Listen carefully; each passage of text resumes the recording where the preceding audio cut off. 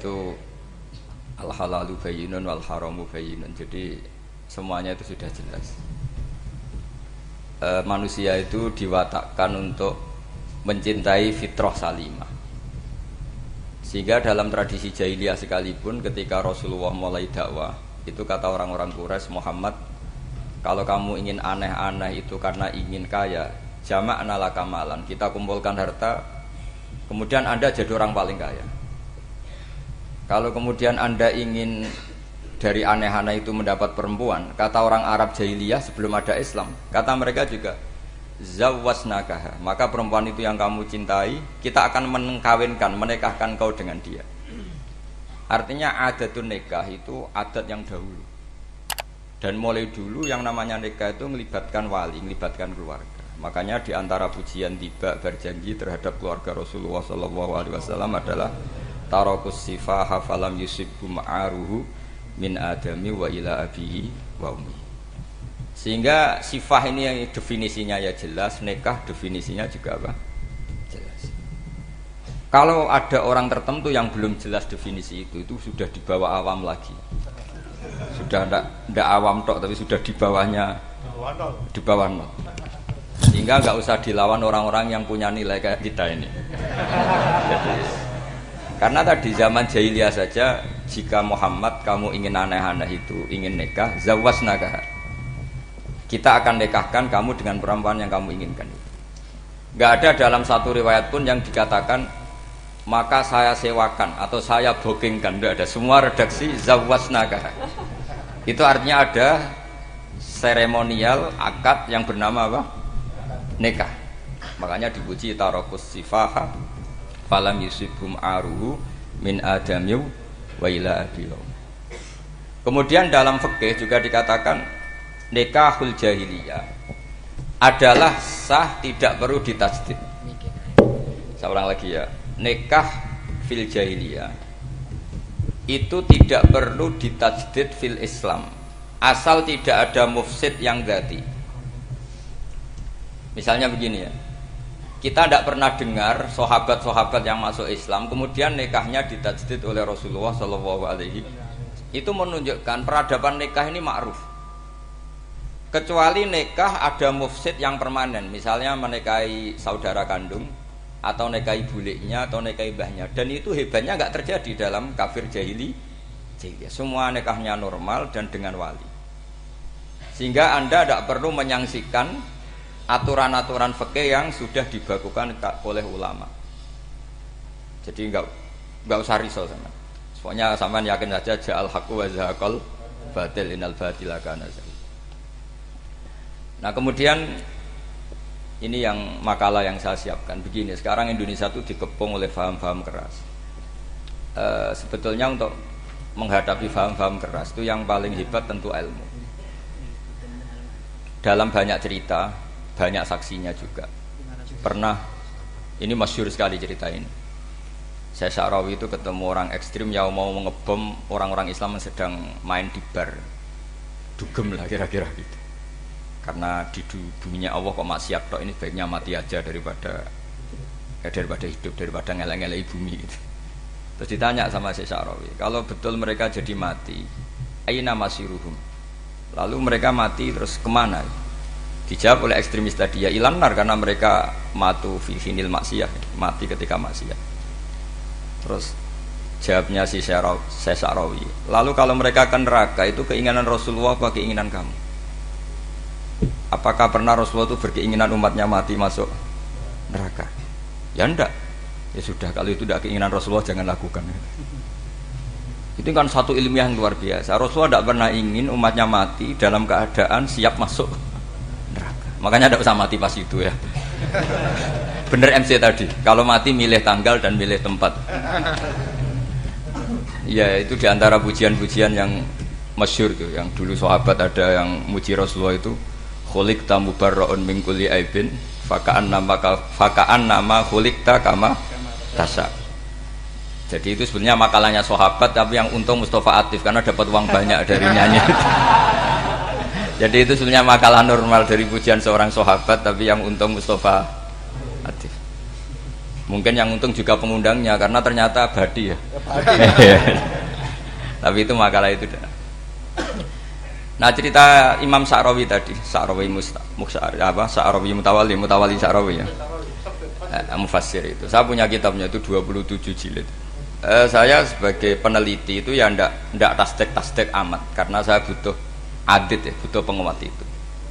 Dan penguat itu pula yang saya bawa ke sini. Ya ini saya baca terjemahnya dulu, nanti saya baca Arabnya supaya dapat barokahnya Rasulullah SAW sebagai Jami'ul Kalim. Nabi pernah didatangi seorang bedui. Bedui itu Arabi, orang kampung. Minta sama Nabi, karena Nabi itu udah orang kaya, tentu kira-kira saya bayangkan ya dikasih 50.000 atau 10.000.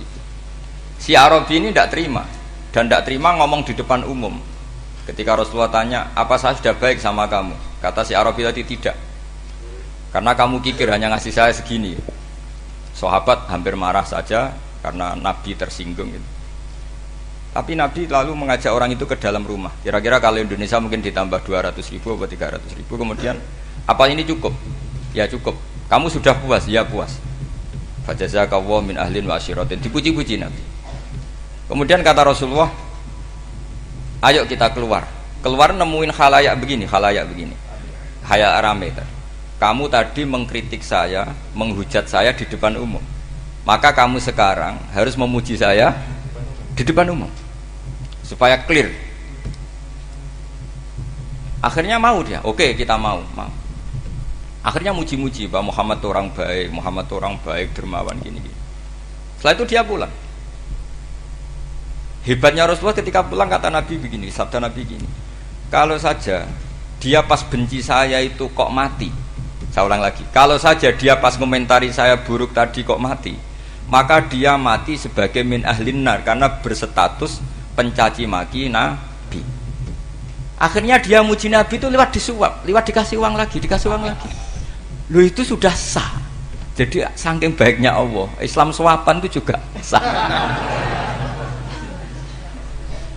Itu kan muji Nabi itu karena disuap. Makanya ini penting. Sehingga dalam khazanah Islam itu memang agak aneh-aneh. Jadi di antara ceritanya dalam hukum-hukum Islam itu ada orang fasiknya minta ampun, tapi minta karena iman sama hadis bahwa nanti kalau ada orang mati disaksikan orang dua, apalagi kalau 4 min ahlil jannah, maka dia min ahlil jannah. Itu dia fasiknya minta ampun, nyewa orang. Nanti kalau saya mati bilang saya orang baik. Betul. Setelah dia mati bayar. Ini baik. Satu kampung nggak ada yang percaya ini saksi bohong. Tapi sama Allah diampuni karena kesaksian suapan. Lalu berarti jenengan ngalalo suap ya ndak, saya ada ngalalo suap, ngalalo sedekah. Karena sekarang kalau ada caleg bayar katanya sedekah. Ya sedekah terpaksa. Ini penting saya utarakan karena apa? Allah itu menilai itu tidak sama dengan pikiran kita. Makanya kubu sebelah itu terlalu ekstrem, memaksa Allah berpikiran kayak dia. Satu karena kurang ngaji, nomor dua ya tadi emosinya lebih tinggi ketimbang intelektualnya. Ini penting saya utarakan. Ternyata orang yang nyuap tadi apa nilainya plus, yaitu dia iman sama dawuh Rasulullah SAW. Kalau yang namanya saksi itu penting, cuma dia mendapat cara itu lewat suap. Tapi kan iman kalau dawuh Nabi itu benar, kalau ada saksinya pasti min ahlil jannah. Terus dia nyari saksi harus dibayar. Sekarang sampai iya 1 jutaan. Sekarang saya tanya di KPPS atau di mana-mana saksi pemilu itu dibayar enggak? Dibayar sah apa enggak? Sah. Jadi kadang kebenaran itu harus dibayar. Ini penting saya utarakan karena ada orang perempuan cantik dirayu, digaji supaya main di klub, dibayar jadi orang maksiat. Lalu mungkin ada ustadz gaji dia, bayar dia supaya mondok. Gak tahu terusannya apa, terus diwayah apa enggak tahu saya. Pertanyaannya ketika kamu bayar kemudian jadi santri, itu kamu dosa nyuap apa dosa sedekah membiayai proses kebenaran? Sedekah. Tapi kalau yang bayar untuk jadi pegawai klub maka membiayai kemaksiatan. Maka pembiayaan ini penting secara fikih, arahnya kemana? Ke hak apa ke batil?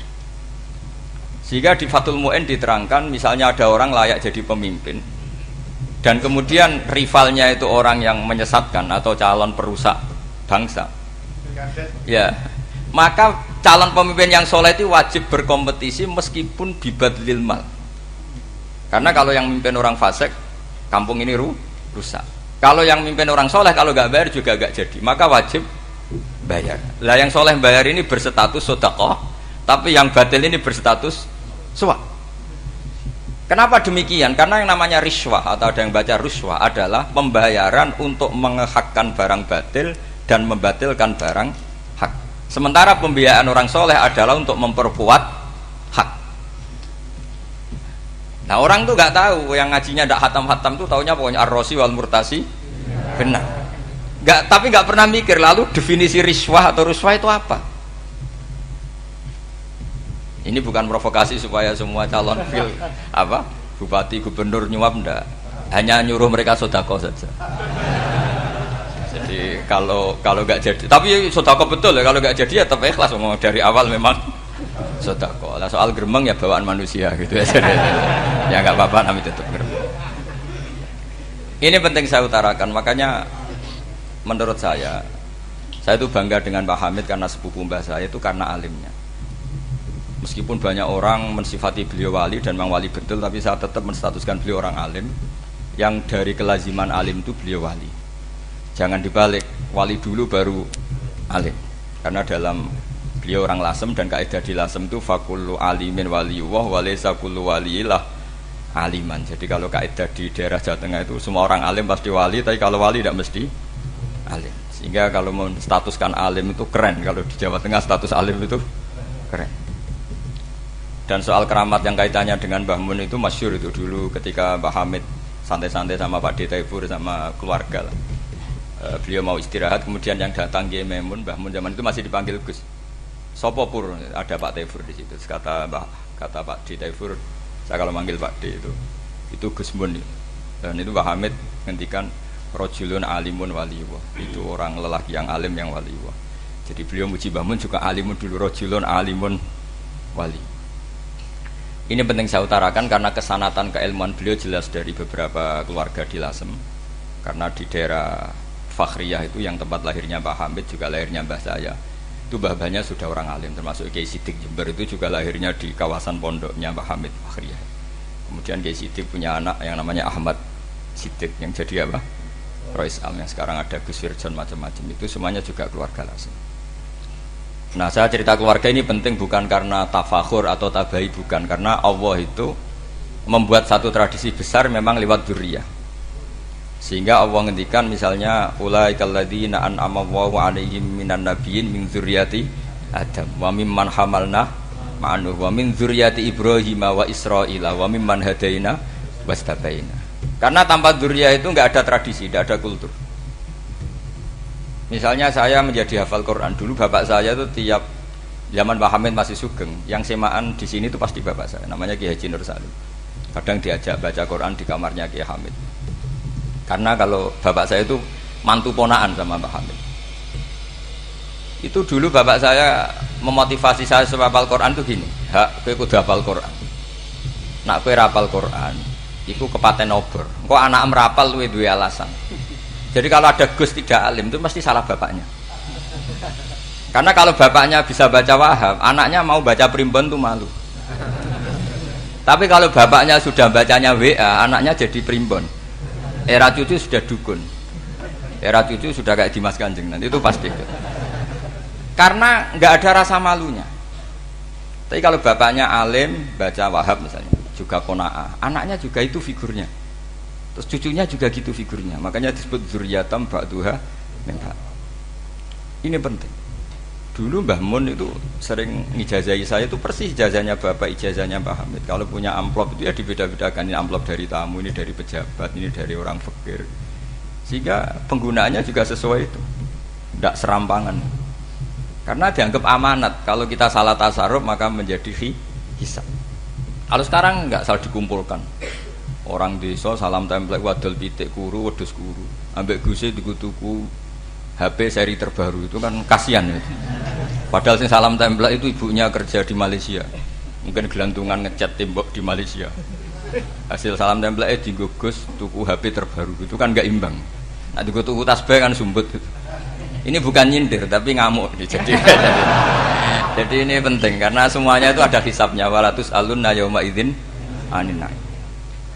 Karena tradisi ini harus kita teruskan ala qadril istithaq. Karena itu nanti yang mengawal ilmu.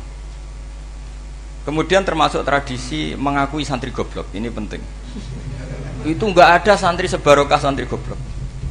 Makanya dulu Mbah Mun, Mbah Hamid, Kiai Alim itu kalau sama santri goblok ya tidak benci. Enggak kayak sekarang semua orang bikin sekolah unggulan. Sekolah unggulan itu kritik saya hanya memproduksi orang-orang yang nantinya mendapat. Kalau kamu punya santri hafal Quran, nanti hadiahnya umroh. Langlanya umroh, santri pinter hadiahnya beasiswa. Tapi hubungannya sama negara itu mendapat. Sementara santri yang goblok hidup di pedalaman Kalimantan karena di sana belum ada masjid, bikin masjid.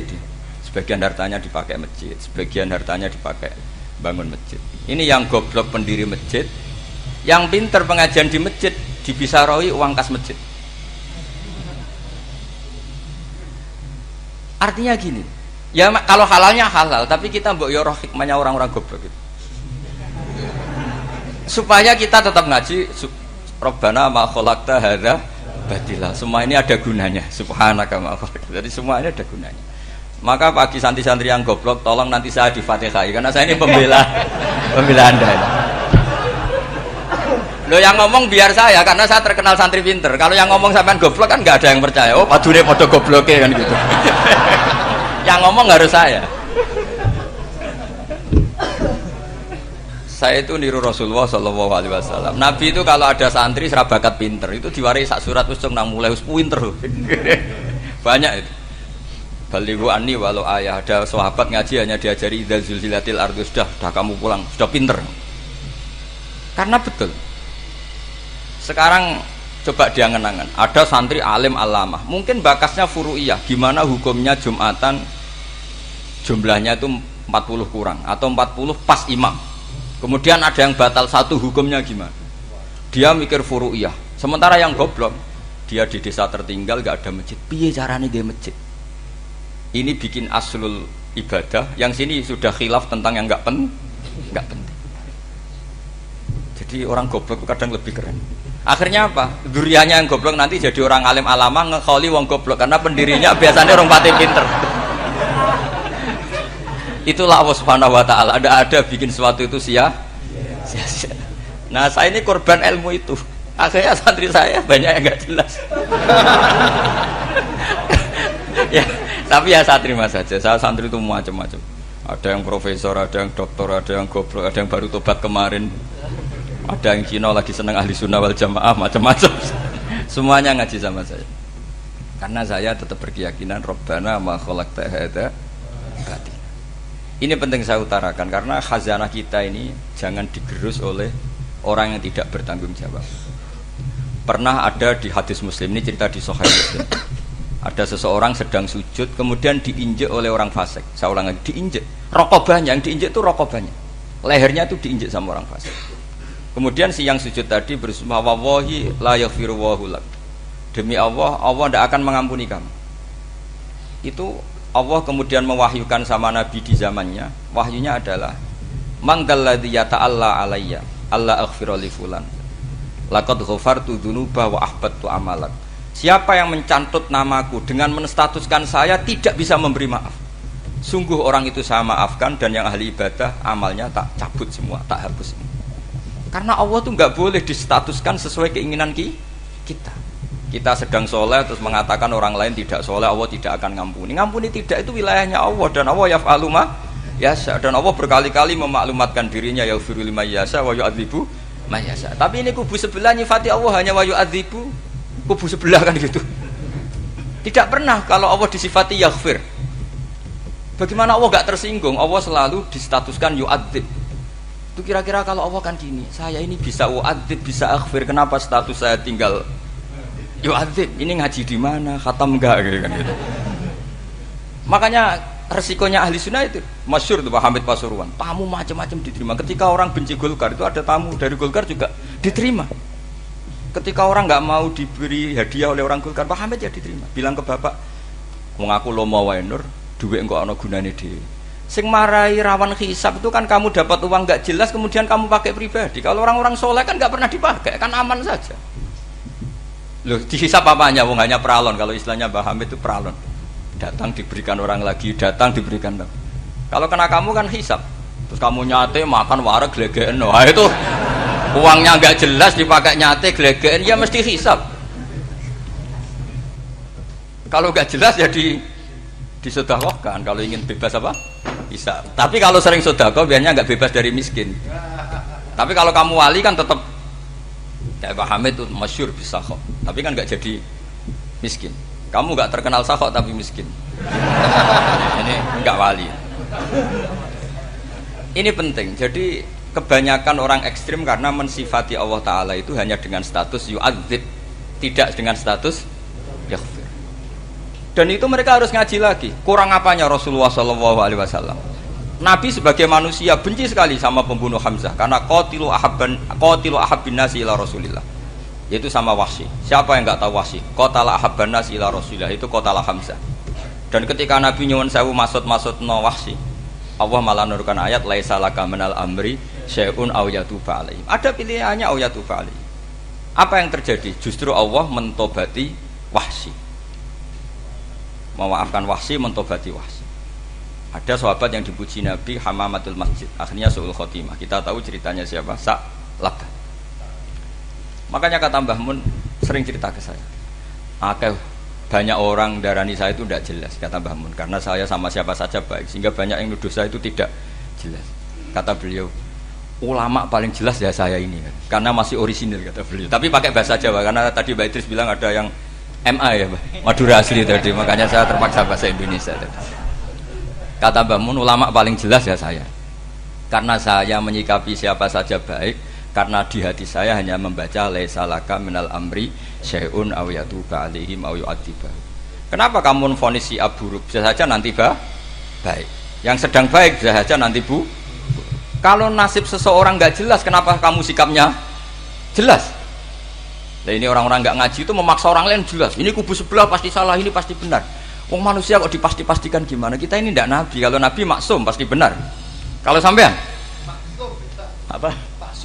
Maksum bisa. Jadi ketidakjelasan para ulama ini berdasar konstitusi tadi, bahwa itu wilayahnya Allah Subhanahu wa Ta'ala. Ini penting saya utarakan. Jadi penting sekali. Jadi orang yang sedang fasik sekarang bisa saja nanti tobat. Yang sedang sekarang soleh bisa saja nanti masalah. Sehingga Rasulullah tetap mengajarkan ya muqallibal qulub tsabbit qalbi ala dinik.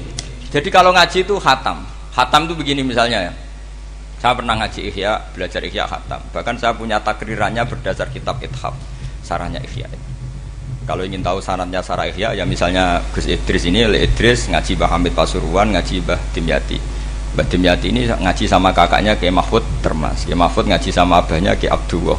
Kiai Abdullah ngaji sama abahnya Kiai Abdul Manan. Kiai Abdul Manan ini mulazim terhadap Sayyid Murtado Az-Zabidi. Jadi kalau santri Salafiyah ini ya kira-kira topkoh Sabiah. Karena Mbak Idris Sadisa ya kira-kira sampean itu dari pengarang Ithaf itu baru topkoh berapa? Sabiah, masih keren. Turun pitu. Masih kaya lah. Lah kamu kok miskin? Turun ke wolu katanya kan. Jadi nanti kalau masih keren. Itu sampean ngaji kitab kalau khatam. Saya ulang lagi, kalau khatam itu memang ada bab-bab di mana ulama itu harus tegas, harus tafriq bainal haqqi wa bainal batil. Oke, itu bagus. Mana yang hak, mana yang batil kita bedakan. Di bab itu bagus. Tapi kalau nanti kamu ngaji bab tawadhu, lihat di Bidayatul Hidayah atau di semua kitab tasawuf, bab tawadhu itu, kalau melihat kamu orang kafir, kamu melihat orang apa? Kafir. Ini aso ma'akufri, ini maksiat wajar dia kafir. Saya ini muslim kok maksiat. Fadam bi akbah, maka dosa saya lebih buruk. Melihat orang tua, mesti ada aksaru ibadatan, ini lebih tua, mesti ibadahnya lebih banyak.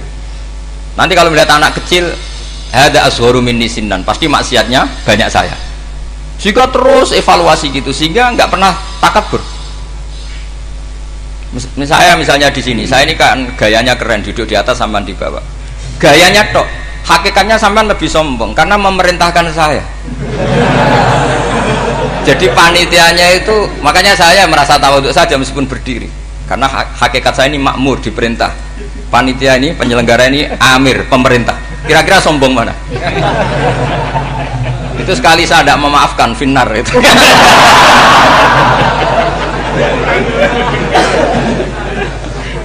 Tapi insya Allah tak maafkan. Iya masih insya Allah. Jadi ini penting. Jadi mbok ya orang-orang yang ekstrim tuh mikir keinginan Rasulullah SAW itu umatnya meninggal dalam keadaan baik. Makanya benar tadi, notulen tadi, kalau doa, kalau ingin mandi itu memang harus ada jadabnya. Tapi yang asli loh ya, jangan gaya-gayanan. Ya asli betul, yang nggak khilaf memang asli. Itu ada seorang wali doa di depan Nabi itu begini, ya Allah, saya harus jadi orang soleh. Allah diharuskan itu kan nggak sopan ya. Ya Allah, saya ini harus jadi orang soleh. Kenapa? Sekali saya soleh, maka surroh habibu, yang senang kekasihmu. Sekali saya fasik, maka yang senang musuhmu, yaitu iblis. Tinggal jenengan milih mana, nyenangkan kekasihmu apa nyenangkan musuhmu. Akhirnya dapat aku ya sudah soleh aja, soleh ini kok doa kok neror orang ini. Kira-kira gitu. Jadi ya Allah, saya harus jadi orang soleh. Kalau saya jadi orang soleh, surroh habibuk, yang senang kekasihmu. Kalau saya jadi orang fasik, yang senang musuhmu. Sedangkan tinggal milih saja, menyenangkan kekasihmu apa menyenangkan musuhmu. Kira-kira Allah senang mana? Senang menyenangkan.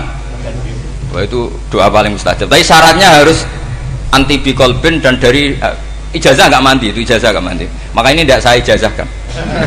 Nanti kalau kamu ngalami isak sendiri, ngalami wujdi sendiri, terus ngalami itu, insya Allah makbul. Ini mau gaya-gayanan copy paste, nggak diterima itu. Jadi wali-wali dulu itu kalau berdoa itu sederhana, tapi dari hati yang paling dalam. Makanya Nabi Musa itu terkenal, orang paling seenaknya sendiri dan Nabi Musa hubungannya dengan Allah. Tapi sama Allah dimaafkan karena orisinil, tidak bikin-bikin. Rasulullah juga itu, kalau sudah marah itu doanya gitu. Cuma celakanya ditiru Nira Warisman dulu itu. Nabi itu ketika perang Badar itu jelas kalah, nggak mungkin menang, sudah jelas kalah. Nabi hanya 313, orang kafir 1000 dengan perlengkapan apa? Sudah lengkap semua. Setelah perang dilihat itu jelas kalah. Seri awal yang memang kalah betul. Doanya Nabi apa? Allahumma intuhlik hadil isobah lam tu'bad badal ya. Ampun Gusti, silahkan bikin kalah, tapi ra ono sing roh najenan pangeran. Pun lairan jenengan dadi pangeran, serano sing roh. Enggak ada ibadah. Intuhlik hadil isobah lam tu'bad badal ya. Kalau engkau menghancurkan kelompok saya ini, jenengan sebagai Tuhan tidak ada yang nyembah lagi. Karena yang nyembah tinggal kelompok kita. Tapi yang ngendikan Nabi, kalau kamu niru tidak bisa. Gak bisa kamu doa, ya Allah saya ini santri salafiyah, kalau saya bodoh menjadi presiden buruk terhadap alumni salafiyah. Gak apa-apa sekali-kali doa gitu. Tapi kata Allah lainnya masih banyak.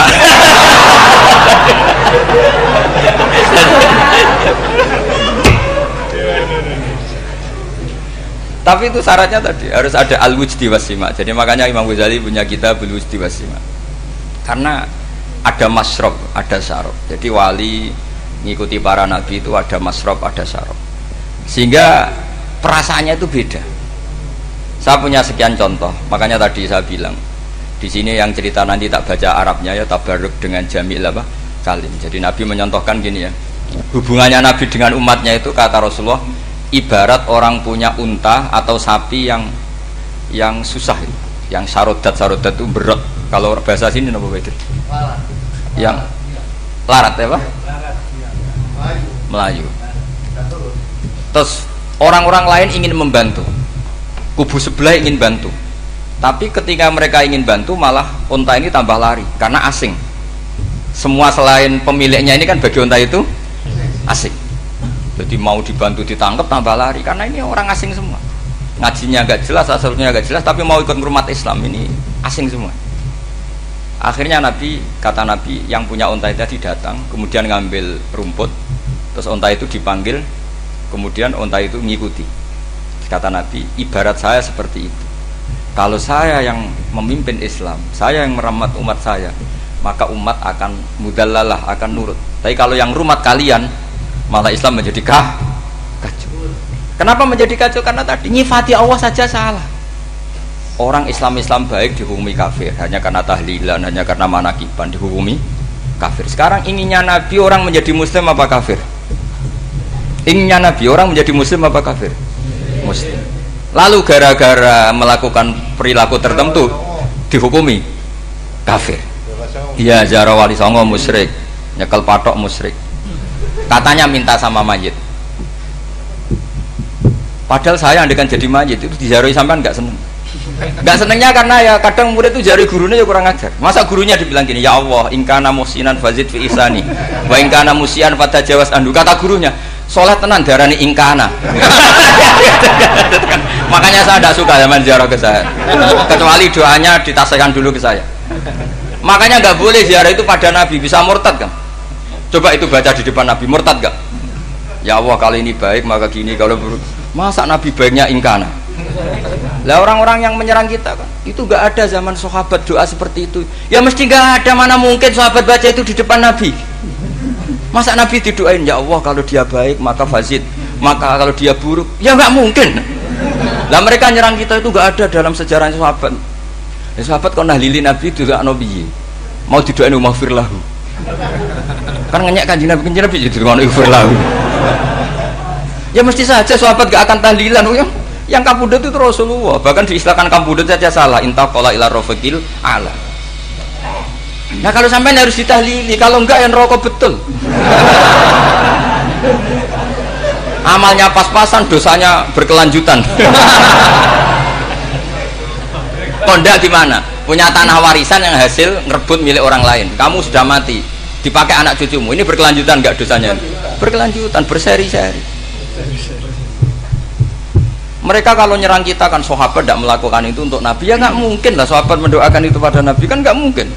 Coba kalau kamu jadi mayit, terus kamu gurunya, terus ada murid kamu bilang Allahumma ingkana musinat fazid fi isani wa ingkana musian fatajawaz anhu. Mesti kalau kamu bisa bangun.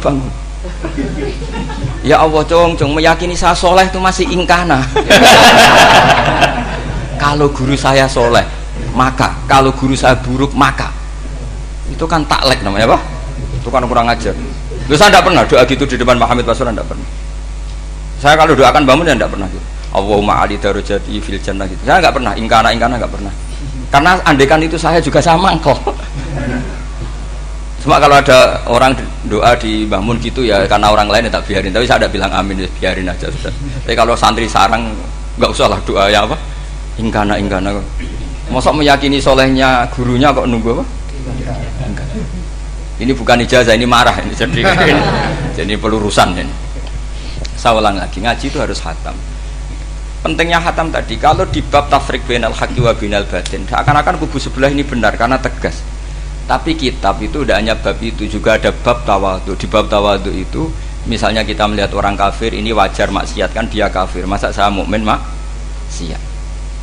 Dan ini kafir bisa saja nanti husnul khotimah, saya muslim bisa saja su'ul khotimah. Jika tetap tawadhu, melihat yang lebih sepuh ini aksaru ibadatan minni, melihat yang kecil asghar berarti aqallu maksiatan minni, sehingga melihatnya itu tawadhu. Jadi kalau di bab tawadhu semuanya orang itu mungkin. Nah di sini Rasulullah SAW mengajarkan, ketika malaikat Jabal bilang, Muhammad, orang yang mendustakan kamu saya tungkepi gunung biar mati semua. Kata Rasulullah, saya berharap keluar dari tubuh mereka min aslabihim, dari keturunan mereka orang-orang sing mukmin. Sudah karuan kafir saja Nabi tidak berhenti berharap, jangan-jangan nanti keturunannya mukmin. Dan itu betul.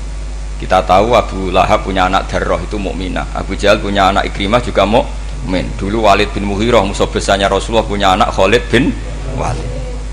Sekarang orang-orang yang abangan gak hafal Quran, kadang anaknya hafal Quran lewat program PTPG, kadang ngapal Quran malah anaknya ndak hafal. Makanya kalau pas wisuda sampai bingung, gurunya itu sampai nangis. Kenapa nangis? Ini anaknya orang nggak hafal Quran tak wisuda hafal, saya gurunya ndak hafal kata. Lah kenapa bisa jadi hafid? Karena guru sewaan kata. Itu banyak sekali. Ini penting saya utarakan supaya ekstremitas itu berkurang. Logika-logika yang dibangun ulama itu ngikuti riwayat. Agama itu ngikuti riwayat, bukan sekedar akal. Saya punya contoh ketika kitab Ihya menutup kitabnya, yaitu Imam Ghazali. Itu ada dua orang. Ini di akhir kitab Rojak dan dipakai nutup kitab Ihya sebagai rojaknya Imam Ghazali. Ada 2 orang min ahli nar dipanggil sama Allah. Ini sekaligus ijazah, kali ini ijazah betul. Yang dipanggil ke surga itu masih muqayyad dan biangkalil jahim, masih muqayyad, masih dibelenggu sama atribut neraka. Terus sama Allah ditanya, piye jong kabarin rokok? Wah syarra makanan Gusti mun rokok jenengan takokno sekarang ra enak aja. Terus kata Allah, ya sudah kamu kembali ke sana karena kamu memang orang fasik. Itu lari, semangat mau ke neraka. Ini ijazah. Semangat disuruh kembali ke neraka itu semangat lari. Allah tanya, loh Jong kenapa kamu semangat? Ya Allah, saya ini sudah kapok. Dulu ketika di dunia kamu perintah, engkau perintah, saya tidak semangat. Maka kali ini jenengan perintah saya semangat. Karena saya sudah kapok. Setiap engkau perintah saya ada lari semangat ke neraka. Nah barokahnya semangat masuk neraka ini, kata Allah, ya sudah kamu di surga saja. Maka ijazah nanti kalau ada pengumuman silahkan masuk neraka, kamu harus lari sekencang-kencangnya. Karena itu perintah Allah apa? Yang ketika kita di dunia kalau diperintah males-malesan. Kalau kamu diperintah sholat subuh jamaah kan males-malesan. Dan itu menjadi kita masuk neraka. Sebagai kafarah itu ya Allah, karena ini perintah engkau, saya tidak males-malesan lagi. Wis ngebalikin rokok, lari semangat. Allah akhirnya haru, dimaafkan. Panggil lagi, sudah di surga saja. Barokahnya semangat masuk neraka. Nah ini ijazah ini. Ya diterima ya. kok enggak semangat terima ya. Yang kedua enggak. Sudah kamu kembali ke neraka, pelengahan gitu. Enggak semangat. Allah dilihat terus enggak semangat. Kenapa kamu toleh? Ya Allah, saya tidak pernah ngira ketika engkau manggil saya ke surga, kemudian engkau kembalikan lagi ke neraka. Ya sudah di surga saja, barokahnya husnudzon. Jadi ini ijazah, kamu milih 2 itu, milih yang mana terserah. Artinya apa? Logika kamu itu tidak mesti masuk apa yang dilakukan oleh Allah Subhanahu wa ta'ala. Itu logika kamu kan tidak masuk, tapi Allah yaf'alu ma yasha. Ini penting saya utarakan. Nah tapi orang-orang ekstrim itu maunya nyifati Allah dengan status yu'adzib, yantakim, Jabbar, Qahar. Sifatnya Allah Ta'ala itu 99. Kenapa apa kamu hanya 1? Jadi tetap saja menghadapi fenomena seperti ini tetap laisa laka minal amri syai'un aw yatuba alaihim aw yu'adzib. Sehingga setahu saya Mbah Mun, Mbah Hamid Pasuruan, guru-guru kita, habaib yang alim-alim itu melihat tamu macam-macam ya dilayani semua. Karena ini ngadepi fenomena sosial yang semuanya tidak jelas. Kalau nggak jelas apa? Ya kita bisanya berharap karena afdolul ibadah itu intidharul farad. Kalau belum Islam sekarang kita harapkan nanti. Kalau bapaknya enggak kita harapkan anaknya. Kalau anaknya belum kita harapkan cucunya. Karena agama ini limangka nayarjuwa wal yaumal akhir. Agama ini bagi yang terus berpengharapan, bukan bagi yang putus asa. Ini yang penting saya utarakan. Jadi apalagi Allah sudah punya rencana tadi, yang goblok-goblok di pedalaman Dayak bikin masjid, yang pinter-pinter ramen lomba untuk sangu, untuk umroh. Kira-kira memberi sama mendapat pahalanya keren mana? Memberi. Tapi tidak usah jadi goblok tidak usah direncanakan, sudah terjadi. Jadi makanya saya bela karena sudah terjadi gitu, tapi tidak usah direncanakan. Nanti terus wah goblok aja cara Gus Bak gak apa-apa ndak. Sudah kadung, ini cuma kita itu iman ya. Jadi karena yang pinter itu yang jumlahnya tidak banyak. Ini kita bully saja. Karena kamu bully pun tetap mulia kan orang pinter ini. Tapi kalau orang goblok gak dibela habis dia. Yang pinter buat dikritik kayak apa kan tetap mulia kan. Lah yang muji sudah banyak, saya ngeritik saja lah. Ini tidak akan jatuh. Tapi yang goblok ini kan nggak ada yang bela. Saya sebagai umatnya Rasulullah, pecinta umat Rasulullah tak bela, tenang saja. Ada hikmahnya apa? Hikmahnya orang goblok. Betul loh, saya itu sering ketemu dokter, ketemu profesor tuh nangis. Tak tanya kenapa nangis. Bapak saya itu petani, saya di Jogja sampai jadi dekan, jadi rektor.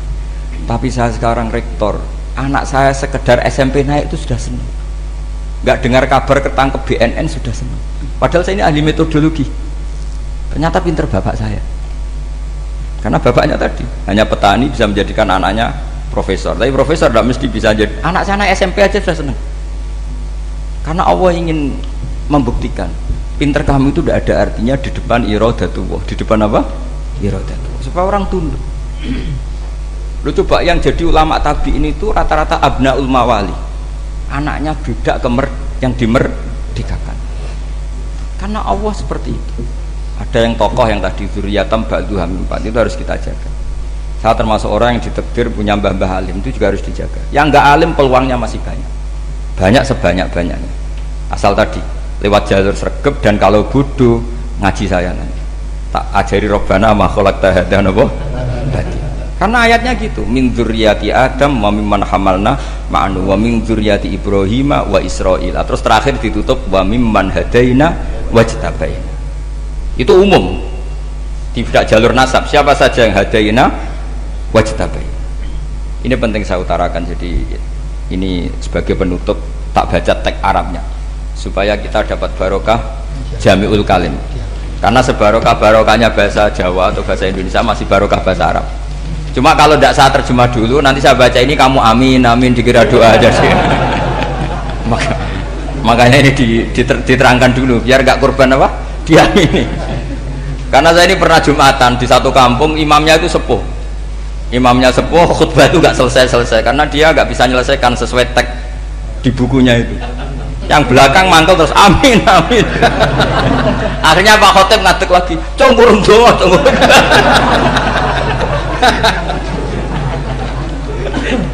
Ini masih teks Arab, tapi yang belakang sudah apa? Amin amin. Ya saya baca. Yang disimak. Bismillahirrahmanirrahim. Waruya anak Arabian ja'ahu yatlubu min husay'an fa'atahu.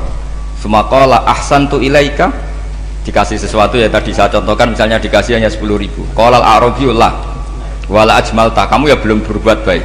Faghadibal muslimun wa qamu ilaihi. Orang-orang Islam marah besar karena Nabi dikomentari la ajmalta, kamu tidak orang baik.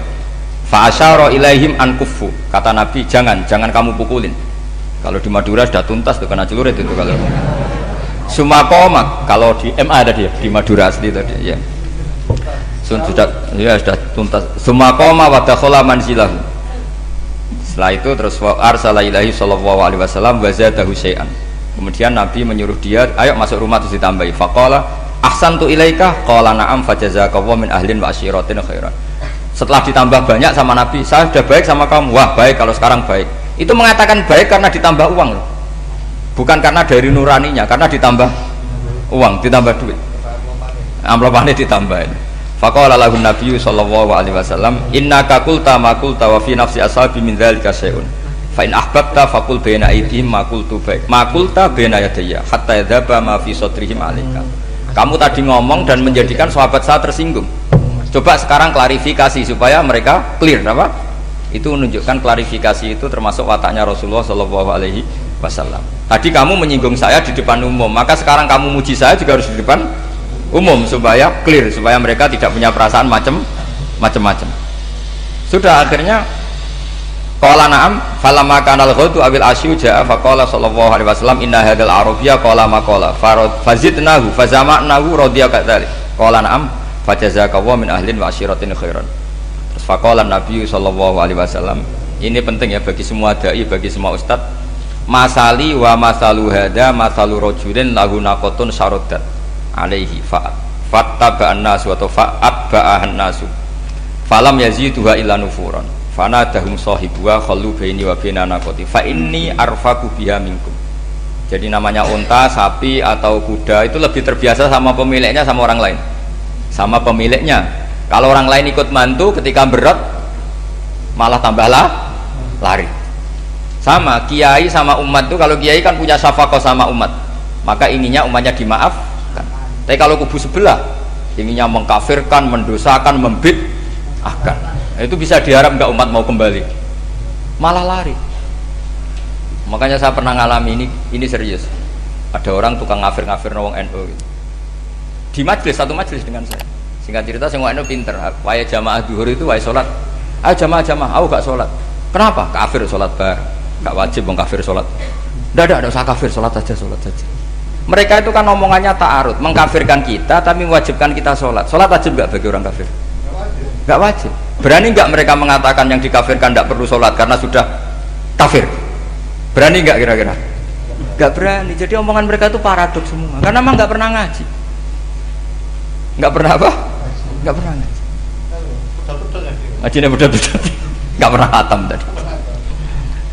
Ya, jadi kata Rasulullah, fa inni arfaqu biha minkum wa a'lamu fatawajjaha baina yadayha fa akhudalaha minkum mil ardi faradda hatta ja'at wastana wa shadda 'alaiha rahlaha wastawa 'alaiha wa inni law taraktukum kaqaulihi terus ya sudah seperti itu faradda hatta ja'at wa shadda 'alaiha rahlaha wastawa 'alaiha wa inni law taraktukum terus itu walhasil itu terusannya hadis itu kalau saya membiarkan dia dengan keyakinannya tadi mengkritik saya dan dia mati maka dakholan. Jadi intinya gini, seneng Nabi dibayar itu sah, seneng Nabi dibayar itu sah, seneng Nabi dibayar itu sah. Jadi ya kalau ada maulid terus kiainya ngasih makan-makan menjadi seneng Nabi karena ada Bukharinya itu juga sah. Ono zaitune sah. Terus kiainya seneng karena untuk amplop juga sah. Jadi ini sudah ini sama-sama sah. Karena untuk kebaikan selalu sah. Makanya mungkin di sini, ya habis doang ada pengajian di sini, mesti ada sarapannya pertama. Iya. Kopi dan sarapan ngaji pagi. Yeah. Jadi orang datang ingin sarapan tidak apa-apa. Tidak apa-apa sah itu. Sayyid Muhammad juga gitu kalau ada orang ngaji dikasih uang juga